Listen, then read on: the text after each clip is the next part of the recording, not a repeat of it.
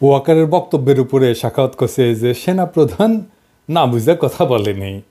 আমার খুব গালি দিতে ইচ্ছা হইতেছিল, রোজা রমজানের দিন তো। আবার আমি জানি সাখাওয়াত মিয়া আপনি গিয়া প্রফেসর ইউনূসের কাছে গিয়ে বলবেন পিনাকে আমার যা তা না বলে গালি দিছে, এই গিয়ে আপনি পার পেয়ে যাবেন, আমি এটা হইতে দেব না। বুঝলাম সেনাপ্রধান খুবই বুঝমান লোক, কিন্তু সাখাওয়াত সাহেব আর নাকি বুঝমান লোক প্রফেসর ইউনূসের সরকারের উপদেষ্টা। আপনি যেই পজিশনে থেকে সেনাপ্রধানের বক্তব্য ডিফেন্ড করতেছেন, এটা কি আপনার এখতিয়ারের মধ্যে পড়ে? এটা কি উপদেষ্টা পরিষদের বক্তব্য? এই বক্তব্য কি প্রফেসর ইউনূসের সরকারের অফিসিয়াল পজিশন? প্রফেসর ইউনূসের কি অফিসিয়াল পজিশন? আমরা এটা পরে দেখব, উনি নিজের মুখে বলছেন। তো আপনি যেটা বলছেন নাকি সেটা কি সরকার আপনার এই কথা বলার দায়িত্ব দিছে? কোনোটাই না। আপনি যে এই কথা কইতে পারেন না উপদেষ্টার শপথ নিয়া, এই আক্কেলটাও আপনার নাই। কিছু মানুষ না বুড়া হয় কিন্তু বড় হয় না। আপনি বুড়া হয়েছেন, বাল পেকে তালতলায় গেছে, কিন্তু বড় হার নাই। অনুরাগ বা বিরাগের বশবর্তী হইয়া কাজ করবেন নাই, শপথ নিয়ে উপদেষ্টা হয়েছেন। আপনার তো অনুরাগ আছে ওয়াকারের ব্যাপারে। ওয়াকার যখন ক্যাপ্টেন সেই ক্যাপ্টেন ওয়াকার 1991 থেকে 92 সালে বান্দরবনে 69 পদাতিক ডিভিশনের স্টাফ ক্যাপ্টেন ছিল। তখন আপনি ব্রিগেডিয়ার সাখাওয়াত ব্রিগেড কমান্ডার ছিলেন। উপদেষ্টা হিসেবে সাখাওয়াতের নাম আসছে কেঙ্কে করে জানেন? ওয়াকারের কাছ থেকে। ছাত্ররা সাখাওয়াতের নাম প্রস্তাব করে নাই, ওয়াকার বন্দনা সে হুদাই করে নাই। ওই এক খই দুই কামড়ে খায়, ধান্দা ছাড়া ওই এক পাও ফেলে না। এবার বুঝেছেন তো কাঠটিকি কুতিবান্ধা। আশা করি প্রফেসর ইউনূস উনারে ডাইকা ব্যাখ্যা চাইবেন যে কেন সেই কাম করিছে, কেন সেই কথা বলিছে। আপনার উপরে ছেড়ে দিলাম গালি না দিয়া। আপনি যদি কিছু না কন তাহলে গালিটা পরে সুদে আসলে বাকি সহ পূরণ করে দেবে ঈদের পরে। হ্যাঁ, কবে মরে টরে যায় ঠিক নেই তো, দুনিয়ায় কোনো ঋণ রাখা ঠিক না। এবার আসেন হাঙ্কের প্রিয় বিএনপি নিয়ে কথা বলি। বিএনপি নিয়ে কথা কইলে খুব সমস্যা, পিছাও ঝ্যাপে পড়ে আমার উপরে। ঝ্যাপে পড়ে লাভ নাই, ঝ্যাপে পড়তো তো আমলি গো। দুই না করলে ওই 80-র দশকে পড়ে নাই। ইউটিউবারগুলোর সাথে লাগেন না। হাঙ্কারে ভিডিও যেটি যায়, যেটি দেখে উঠি আপনারা কখনো পৌঁছাতে পারবেন না, চেষ্টা করলেও পারবেন না। তাই গুড টার্মসে থাকেন। আমি তো আপনাদের দল করি না, তাই না? আপনার দলের রাজনীতি ঊর্ধ্বে তুলে ধরার দায় আমার আছে নাই তো? আপনার বিরোধী দল লাগবে না নাকি হাসিনার মতো চান আপনার বিরোধী দল না থাকুক? যাই হোক, আপনারা কি করতেছেন সেটা দেখাই দেওয়াটা জরুরি। আমি এটা দেখাই দিয়ে যাব। যতই ঝাঁপে পড়েন কোনো লাভ নাই। হাসিনা পলানোর পরে ইন্ডিয়া কিভাবে বাংলাদেশের সাথে শত্রুতা করতেছে তা তো আপনারা জানেন, তাই না? প্রথমে হাসিনারে জায়গা দিল, এটা তো শত্রুতা। তারপরে একে একে সব গুন্ডা পান্ডা সমস্ত আওয়ামী দুর্বৃত্তদের জায়গা দিল, তাই না? এটাও তো একটা শত্রুতা। এই দেখেন নকিব আশরাফ চৌধুরী ইন্ডিয়ায় গেছে, বলতেছে 20 ফেব্রুয়ারিতে গেছে, সেই ছাত্রদের আন্দোলনে দমাইতে অস্ত্র হাতে দমাইতে চাইছিল। সে নাকি দেশেই ছিল 20 ফেব্রুয়ারি পর্যন্ত। আবার ছবি দিছে ঢাকার শেরাটনে, জানি না এটা ঢাকার শেরাটন কিনা, আবার এই টাইমের ছবি কিনা। আওয়ামী যাওরা তো আগেকার ছবি এখনকার বলে চালাইতে পারে। যাই হোক, এটা ছোট মাল, কিন্তু ওর প্রাপ্যটা বুঝাই দিতে হবে। থোক কলকাতাতেই বুঝা দেওয়া যাবে, খাড়া তুই। তারপর দেখেছেন বিজেপির সাথে কি খাতির দেখেছেন? দেখেন আবার দেখেন মসজিদে গেছে, এক হাতে আবার সুতা পিন দিচ্ছে, অসাম্প্রদায়িক, বুঝে চাও? তারপরে দেখেন এই যে পানি ছেড়ে ডুবাই দিল আমাদের। এরপরে আনসাররা আন্দোলন শুরু করলো, ইসকনরে দিয়া হিন্দুদের উস্কাইলো, খুনাগুনি পর্যন্ত হইলো। তারপরে শুরু করলো ক্যাম্পেইন, সাংস্কৃতিক প্রোগ্রাম করতে দিতেছে না, নারীদের ফুটবল খেলতে দিতেছে না। আজ আবার দেখলাম মহিলাদের সিগারেট খেতে দিতেছে না। এই ক্যাম্পেইন একের পর এক গ্রুপ দল তাদের দাবি দেওয়া নিয়ে মাঠে নামলো। একটাই উদ্দেশ্য, প্রফেসর ইউনূসের সরকার ব্যর্থ এটা প্রমাণ করা। যেই দেশে পুরা পুলিশ বাহিনী ভয়ে পলায় যায়, যেই দেশে পতিত স্বৈরাচারের পান্ডারা প্রকাশ্যেই বলে আমরা যেই শহরের দিনে ঘুরতে পারি না সেই শহরে রাতে কাউরে ঘুমাইতে দিব না। শুনেন, আমাদের কথা স্পষ্ট, যেই রাজধানীতে আমাদের মানুষ শান্তিপূর্ণভাবে দিনে ঘুরতে পারবে না, চলতে পারবে না, সেই রাজধানীর মানুষ রাতে ঘুমাতে পারবে না। আমরা সেইভাবে আমাদের তৈরি করে নিছি। আমাদের ডিসিশন, আমাদের মূল ব্যক্তি, আমাদের নেত্রী যেভাবে এখানে সাজেশন করবে, আমরা পরামর্শ কর্মে আমাদের যেখানে যার সাথে আলোচনা দরকার সেইটা করব। যে পতিত ফ্যাসিস্ট নিজে নির্দেশ দেয়, যেই হাত দিয়া 32 নম্বর ভাঙিছে সেই হাতের এমন অবস্থা করে দেওয়া হয় যেন সারা জীবন মনে থাকে। শুনেন হাসিনার কথাই। 32 নম্বর যে হাত দিয়ে হাতুড়ি পিঠে ভেঙেছে আর ওই ট্রাক্টর চালিয়েছে, তাদের ওই হাত দিনের মতো এমন করে দিতে হবে যেন প্রতি মুহূর্তে হাতের দিকে তাকিয়ে এটা যেন মনে করে যে এই হাত দিয়ে 32 নম্বর ভেঙেছে। এটা পারবে কি তোমরা? সেটা আমাকে বলো, আমি চাই। সকলের ছবি আছে, খুঁজে খুঁজে বের করো কে কোথায় বেঁচে থাকবে, সারা জীবন আর ওই হাত দেখবে, এটাই আমি চাই, আর কিছু চাই না। যেই দল বাংলাদেশের 2 জন প্রবাসী ইউটিউবার আমি আর ইলিয়াস তার মৃত্যুদণ্ড ঘোষণা করে, হত্যার ঘোষণা দেয়, শুনুন। পিনাকি ভট্টাচার্য ফ্রান্সের একটা লয়ের কথা বলি, if you kill someone you don't need to death penalty, maybe life in the prison 10 years 12 years। ফ্রান্সে কি বাংলাদেশের মানুষ নাই? পিনাকির মতন একটা কুকুর এই ধরনের কাজ করে যাবে আর বাংলাদেশের মানুষ এখানে বসে আছে? অ্যাসাইলাম মারা একটা কুকুর এখানে বসে আছে, এই কুকুরটা গলা কাইটা যদি এখানে কোনো মানুষের ডেথ পেনাল্টি হবে না, life in the prison. I am challenging, I am sorry. ইসলাম যদি আমাকে অ্যালাউ করতো কাউকে খুন করা, 1 নম্বরে আমি খুন করতাম, দিস গোয়িং টু লাইফ, 1 নম্বরে আমি খুন করতাম ওই একে, কি বলে, ইলিয়াসকে। Is another talented but very deeply rooted within the wrong process, and this Hassanat guy। যেই দল পেশাদার ডাকাত ভাড়া করে ঢাকায় ডাকাতি করে যেন নগরবাসীর মনে আতঙ্ক ছড়ায়, তাইলে এটা কিরকম অবস্থার মধ্যে আছে সরকার সেটা চিন্তা করেন। সারা দেশে আতঙ্ক তৈরি করা হইল, অপরাধ বাড়তেছে, বাংলাদেশ নিরাপদ না। প্রফেসর ইউনূস বলছে যে অপরাধ বাড়ে নাই, কথাটা সর্বাংশে সত্য না স্যার। ছিনতাই আর ডাকাতি দস্যুতা করলে বেচছে, আর সাধারণ মানুষ নিরাপত্তাহীন বোধ করতেছে। আর এটাই চাইতেছে আওয়ামী লীগ, এটাই চাইতেছে ইন্ডিয়া। সামাজিক যোগাযোগ মাধ্যমে ফেসবুকে কিছু আইডি থেকে পেজ থেকে ধর্ষণ, ছিনতাই, ডাকাতির বিষয়ে গুজব ছড়ানো হইতেছে পুরনো ভিডিও।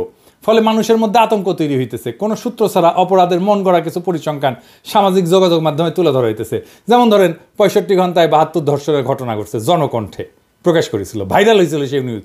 সেই দিনই ঢাকা শহরে কয়েকটা ঘটনা ঘটলো একের পর এক। এই জনকণ্ঠের চিফ অপারেটিং অফিসারকে জানেন? হ্যাঁ, মেজর হাফিজ, হাসিনার 1 নম্বর লেসপেন্সার। ছবি দেখেছেন? দেখেন, ডিজিএফআই ছিল, মিডিয়ার ত্রাস ছিল, দেখেছেন?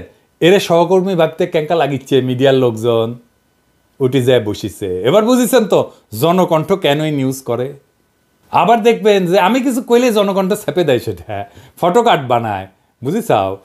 ওই আমারটা দেখে পাবলিক টানে, তারপর এইগুলা খিলায়, বুঝেছাও? আর কি পুরা ইন্ডিয়ান স্ট্যাবলিশমেন্ট মাঠে নামিছে। বিপ্লবী ছাত্র জনতাকে মব কইয়া তার দানবায়ন করা হইতেছে। বিপ্লবী জনগণ তো ঘরে ফিরে যায় নাই। আগে দেখেন এই যে বিবিসি কইতেছে মব প্রফেসর ইউনূসকে জিজ্ঞেস করে, দেখেন 32 নাম্বার নিয়ে প্রশ্ন করে, ওই কেন্দ্রে শেষ। বিবিসির কি রোল আমরা জানি না, পুরা হাসিনা আমলে হাসিনা লেসপেন্সারি করেছে। শুনেন, আরেকটা বিষয় নিয়ে অনেক আলোচনা হয়েছে, সেটা হচ্ছে যেটাকে মব বা দলবদ্ধ বিশৃঙ্খলা বলা হচ্ছে। এবং সম্প্রতি দেখা গেছে যে এই বিষয়টা, যেমন গণপিটুনির একটা বিষয় দেখা গেছে। কিছুদিন আগের কথা যদি বলি, বেশ কিছু ধানমন্ডি 32 সহ বেশ সারা দেশে অনেক ভবনে ভাঙচুর হয়েছে। তো বিপ্লবী জনতাকে কেন মব বলা হইতেছে এটা একটু আমাদের বুঝে দেখা দরকার। আপনাদের মনে আছে আমি বলছিলাম যে জুলাই আগস্ট বিপ্লবকে একটা সত্যিকারের বিপ্লব হইয়া উঠতে হবে, এবং সত্যিকারের বিপ্লব হয়ে ওঠার পরে বিপ্লব বিজয়ের পরে কিছু কাজ আছে, সেই কাজটা করলে এটা বিপ্লব হয়ে উঠবে। সেই কাজটা কি? রাষ্ট্রকে পুনর্গঠন করতে হবে। তো বাংলাদেশের এক শ্রেণীর মানুষ রাজনৈতিক দল, আমি আর নাম কইলাম না, এটারে বিপ্লব বলতে চায় না। এই বিপ্লব বলতে না চাওয়াটা একটা ভয়ঙ্কর পরিকল্পনার অংশ। এটা খুব সাধারণ বিষয় না। আমি একটু খুইলা বলি, শুনেন, তাহলে বুঝবেন কি ভয়ঙ্কর পরিকল্পনা এই রাজনৈতিক দল আর এই তথাকথিত বুদ্ধিজীবীরা করেছে। মুজিবের উৎখাত কি বিপ্লব ছিল? হ্যাঁ, অবশ্যই বিপ্লব ছিল। একটা স্বৈরাচারী ব্যবস্থাকে সশস্ত্রভাবে উৎখাত করা হয়েছিল, রাষ্ট্রের চরিত্র বদলায় দেওয়া হয়েছিল। বাকশাল থেকে একদলীয় শাসন থেকে বহুদলীয় শাসনে প্রত্যাবর্তন করছিল বাংলাদেশ, ফ্যাসিবাদের কবল থেকে মুক্ত পেয়েছিল। কিন্তু ইতিহাস কি 1975 15 আগস্টকে বিপ্লব বলে অভিহিত করে? না। এই জন্যেই আগস্ট বিপ্লবের নেতাদের ফাঁসি দেওয়া গেছে, কারণ এটাকে বিপ্লব বলে স্বীকৃতি দেওয়া হয় নাই। আওয়ামী লীগ ন্যারেটিভ তৈরি করছে না জেল হত্যার, ক্যান্ডা বুক ভাষায় না। হ্যাঁ, আসেন এই প্রসঙ্গে আরেকটা বিষয় দেখি। ফরাসি বিপ্লবের কাল ছিল 1789 থেকে 1799 সাল পর্যন্ত, 10 বছরের একটা সময়কাল। প্রথমে বিপ্লবটা হয় কি, বাস্তিল দুর্গ দখল করে প্যারিসেই এবং অস্ত্র সংগ্রহ করে। আমরা জুলাই এই ধরনের কাজ করেছিলাম। এবং 1792 সালে একটা ঘটনা ঘটে, এটাকে বলা হয় সেপ্টেম্বর ম্যাসাকার। বিপ্লবী জনতা প্যারিসের কারাগারগুলোতে ঢুকে বন্দীদের গণহারে হত্যা করে। বিশেষ করে রাজতন্ত্রের প্রতি যারা আনুগত্যশীল তাদেরকে, অভিজাত ব্যক্তিদেরকে, যারা বিপ্লবের বিরুদ্ধে। এখানে জনতায় বিচারক এবং শাস্তিদাতা হয়ে উঠছিল। ধারণা করা হয় 1200 থেকে 1400 বন্দীকে হত্যা করা হয়, যাদের বেশিরভাগই ছিল রাজতন্ত্রের সমর্থক। এই যে ম্যাসাকার যখন হচ্ছিল তখন একটা সরকার কিন্তু ছিল, তারা এটা থামায় নাই, বিচারও করে নাই। কেন করে নাই? কারণ বিপ্লবী সরকার এটাকে বলতো জনগণের প্রতিরক্ষা প্রতিক্রিয়া। জেল হত্যার সাথে মিল আছে না? ফরাসি বিপ্লবের সেপ্টেম্বর ম্যাসাকারের বিচার হয় না, কারণ সেটা ছিল পার্ট অফ রেভলিউশন, বিপ্লবের একটা অংশ। আর 1975-এর জেল হত্যার বিচার হয়, 15 আগস্টের বিচার হয়, ফাঁসি হয়, কারণ এটা বিপ্লব বলে স্বীকৃতি পায় নাই। পশ্চিম যদি আইসা বলে তোমরা জেলখানার মধ্যে ঢুইকা রাজনৈতিক নেতাদের মারিছো, কি খারাপ কাজ করিছো, তো ওদের কেন আমরা বলতে পারি না তোমরা ফরাসি বিপ্লবের সময় জেলে ঢুকে কি করছিলা? ওইটা ঠিক, আমারটা বেঠিক, কারণ তুমি বড় কর্তা, তোমার পাদে গন্ধ, তাই না? আজ যারা জুলাই আগস্ট বিপ্লবকে বিপ্লব বলে স্বীকার করতে চায় না, এটারে বিপ্লব বলে উপহাস করে, তারা আমাদের সন্তানদের, ছাত্রদের ভবিষ্যতে ফাঁসি দেওয়ার বন্দোবস্ত করতেছে। এটাই ইন্ডিয়ান প্ল্যান। যারা জুলাই আগস্টকে বিপ্লব বলতে চায় না, যারা আমাদের বিপ্লবী ছাত্র জনতাকে মব বলে, তারা ইন্ডিয়ান লেসপেন্সার। এদেরকে আমরা ছাড়বো না। আপনারা আমাদের মৃত্যুর পরোয়ানা লিখবেন আর আমরা আপনাদের ছাইরা দেব ভাবছেন? কখনো না। যারা আমাদের নৈরাজ্যবাদী বলতেছেন দেশকে অশান্ত করে রাখছি, তাদের বলতেছি বিপ্লবকে সমাপ্ত করতে হবে, রাষ্ট্রকে পুনর্গঠন করতে হবে, ফ্যাসিবাদের প্রত্যাবর্তনের সম্ভাবনা বন্ধ করতে হবে, সকল গুম খুন নির্যাতন অত্যাচারের বিচার হতে হবে। ওয়াকার সাহেব, আপনি নিজে বলছিলেন না 5ই আগস্টে সব অবিচারের বিচার হবে, আপনি নিজে দায়িত্ব নিয়েছিলেন না? শুনেন, আমি আপনাদের কথা দিচ্ছি, সমস্ত হত্যা, সমস্ত অন্যায়ের বিচার আমরা করব। প্রতিটা হত্যার বিচার করা হবে, প্রতিটা অন্যায়ের বিচার হবে। আর আজ আপনি প্রফেসর ইউনূসকে আয়নাঘরে ভিজিট করতে দেন না। বিডিআরের বিচারে বলেন ফুল স্টপ, আর বলেন বিচার করতে গিয়ে ইনস্টিটিউটের যেন ক্ষতি না হয়। এক মুখে দুই কথা কেন জাতি জানতে চায়? 1971-এর 16 ডিসেম্বরের পরে অসংখ্য মানুষকে ধরে ধরে হত্যা করা হয়। কাদের সিদ্দিকী প্রকাশ্যে বেয়নেট দিয়ে খুশিয়া স্টেডিয়ামে হত্যা করে কয়েকজনকে। কাদের সিদ্দিকীর শাস্তি হয়েছিল? হয় নাই। মামলা হয়েছিল? হয় নাই। নাসিরউদ্দিন ইউসুফ বাচ্চু খুব কালচার করে, 19 ডিসেম্বর এই লোকরে হত্যার নির্দেশ দিয়েছিল, এই যে ধরে আছে না, তাকে হত্যা করা হয়। সে নাকি বুদ্ধিজীবী হত্যায় যুক্ত ছিল। শাস্তি হয়েছে নাসিরউদ্দিন ইউসুফে? হয় নাই। মামলা হয়েছে? হয় নাই। কেন হয় নাই? কারণ 1971 রাষ্ট্র বিপ্লব হিসেবে স্বীকৃতি পাইছে। জনগণ সার্বভৌম ক্ষমতার অধিকারী। সেই জনগণ যখন তার ক্ষমতা রিক্লেম করে, দখল করে, তখন সেই আইন, সেই রাষ্ট্র হয়ে যায়। এটাই বিপ্লব। এইটারে বিপ্লব বলে স্বীকার করতে চায় না যারা, তাদের কারণেই জুলাই আগস্ট বিপ্লবে পুলিশ হত্যার বিচারের কথা আসতেছে আজকে। এর জন্য দায়ী সকল বিপ্লব বিরোধী বুদ্ধিজীবীরা, যারা আমাদের মৃত্যু পরোয়ানা লিখতেছে। আমাদের মব ডাকা বন্ধ করতে হবে, না হলে বিপ্লবী ছাত্র জনতা ঘরে ফিরবে না, ফিরাইতে পারবেন না, আপনি দেশকে শান্তও করতে পারবেন না। জনগণ তার সার্বভৌমত্ব প্রকাশ করার জন্য জনপরিসরে অস্ত্র ধারণ করে বা প্রতীকী কোনো বস্তুর মাধ্যমে নিজেদের শক্তি জাহির করার উদাহরণ আছে ইতিহাসে। নানা জায়গায়, নানা দেশে এটা দেখা গেছে। রোমান রিপাবলিকে পপুলার অ্যাসেম্বলি ছিল, এইখানে জনগণ সমাবেশে জড়ো হইতো, অস্ত্রসহ নিজেদের শক্তি প্রদর্শন করত এবং নিজেদের মতামত জাহির করত। রোমান প্লেবিয়ানরা অস্ত্রসজ্জিত হয়ে রোমের ফোরামে সমবেত হইত। লেনিনের বলশেবিক বিপ্লবের পরে কৃষক শ্রমিক মিলিশিয়ারা প্রকাশ্যে সন্দেহভাজন প্রতিপক্ষদের হত্যা করছে। আদালতের আনুষ্ঠানিকতা ছাড়াই জনতার শত্রুদের উপরে গণ আদালত বসায় মৃত্যুদণ্ড কার্যকর করা হয়েছে।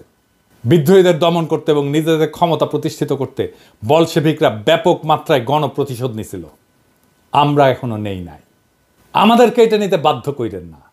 চীনে মাও সেতুংয়ের নেতৃত্বে বিপ্লবী লাল রক্ষীরা শ্রেণীশত্রুদের প্রকাশ্যে অপমান, নির্যাতন, হত্যা করত। এইটাতে রাষ্ট্রীয় অনুমোদন থাকলেও স্থানীয় পর্যায়ে বহু ঘটনায় জনতা নিজের হাতে আইন তুলে নিছিল। আমরা কি এই কাজ করেছি? করি নাই। তাই সাবধান করে দিচ্ছি, মব ডাকা বন্ধ করেন। ওয়াকার সাহেব, প্রফেসর ইউনূস আপনার বক্তব্য এন্ডোর্স করে নাই। সাখাওয়াত যে ওয়াকারের বক্তব্য এন্ডোর্স করছেন, সাখাওয়াত সাহেব এটা দেখেন, বিবিসিতে কি বলছে প্রফেসর ইউনূস, শুনেন। আপনি নিশ্চয়ই জানেন যে সম্প্রতি সেনাপ্রধান একটি বক্তব্য দিয়েছেন, যেখানে তিনি বলেছেন যে অনেক বিষয়ে তিনি এবং আপনি একমত। তার মধ্যে তার একটি বক্তব্য ছিল যে সবাই একসাথে কাজ না করতে পারলে বাংলাদেশের স্বাধীনতা এবং সার্বভৌমত্ব হুমকির মুখে পড়বে বা এটা বিপন্ন হতে পারে। আপনি কি এই বক্তব্যের সাথে একমত? এটা ওনার বক্তব্য, উনি বলবেন। এটা আমার ওনাকে এন্ডোর্স করা না করার বিষয় না। এটা তো আকাশ সাহেব, হুদাই প্রফেসর ইউনূস আমার সাথে একমত হয়েছে বলে যে পাঙ্গা নিছিলেন, এখন কেমন লাগে? ওইটা শুনান তো এডিটর সাহেব কি বলছিল বক্তিমায় যায়। ও আকাশ সাহেব, আমরা দেশে একটা ফ্রি ফেয়ার অ্যান্ড ইনক্লুসিভ একটা ইলেকশনের জন্য দিকে ধাবিত হচ্ছে, এবং তার আগে যে সমস্ত সংস্কার করা প্রয়োজন অবশ্যই সরকার সেদিকে খেয়াল করবেন। আমি যতবারই ডক্টর ইউনূসের সাথে কথা বলেছি, হি কমপ্লিটলি এগ্রিজ উইথ মি। এখন একটা ইন্ডিয়ান লাইন, সেটা হইতেছে প্রফেসর ইউনূসকে সরাইতে হবে। এই দেখেন রিপাবলিক টিভির মৌখ কি বলে, দেখেন। এই মোহাম্মদ ইউনূসকে যদি না সরানো যায় ভারতের মঙ্গল নেই। শুনেছেন, এইটাই ইন্ডিয়ান লাইন। এই মোহাম্মদ ইউনূসকে যদি না সরানো যায় ভারতের মঙ্গল নাই, এটাই ইন্ডিয়ান লাইন। তাই এখন লাগিছে প্রফেসর ইউনূসকে কিভাবে সরানো যায়, এটাই রাস্তা, যত দ্রুত সম্ভব নির্বাচন দেওয়া যায়। তাহলে কিভাবে এটা অর্জন করা যাবে? 1 নাম্বার, বাংলাদেশে আইন শৃঙ্খলা নাই এটা প্রমাণ করা।